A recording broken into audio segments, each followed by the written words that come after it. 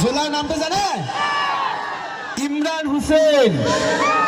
তেখেতক এখনি ফুলাম গামোচাৰে আদৰণি জনাব আমাৰ নখৰি যুৱ সংঘৰ সভাপতি সন্মানীয় আব্দুল ৰৌফ ডাঙৰীয়াই। সকলোতে হাত চাপৰি হ'ব লাগে। ইয়াৰ পিছতেই আমাৰ মাজত উপস্থিত আছে ফুৰদান চাচা। নামটো জানে? নামটো জানেনে? জাকিৰ হুছেইন। তেখেতক এখনি ফুলাম গামোচাৰে আদৰণি জনাব নখৰি যুৱ সংঘৰ উপ সভাপতি সন্মানীয় মাইনুল ডাঙৰীয়াই।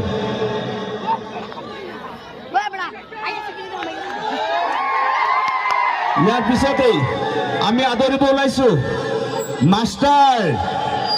তেখেতৰ নাম জানে? আমিৰ উদ্দিন ডাঙৰীয়া। তেখেতক এখনি ফুলাম গামোচাৰে আদৰণি জনাব আমাৰ আজিত তালুকদাৰ ডাঙৰীয়াই।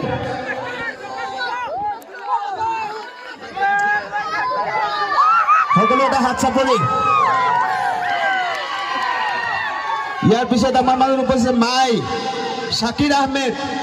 তেখেতক এখনি ফুলাম গামোচাৰে আদৰণি জনাব নখৰি যুৱ সংঘৰ উপদেষ্টা তথা খেল পৰিচালনা সমিতিৰ উপ সভাপতি আজিবুৰ ডাঙৰীয়াই।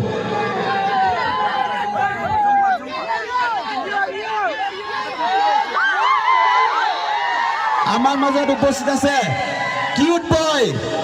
নামটো লাগেনে? ৰাহুল ৰয়। সকলোতে হাত চাপৰি হ'ব লাগে। তেখেতক এখনি ফুলাম গামোচাৰে আদৰণি জনাব আমাৰ মায়াবিনী ক্লাবৰ উপদেষ্টা ললিত চন্দ্ৰ বৰা ডাঙৰীয়াই।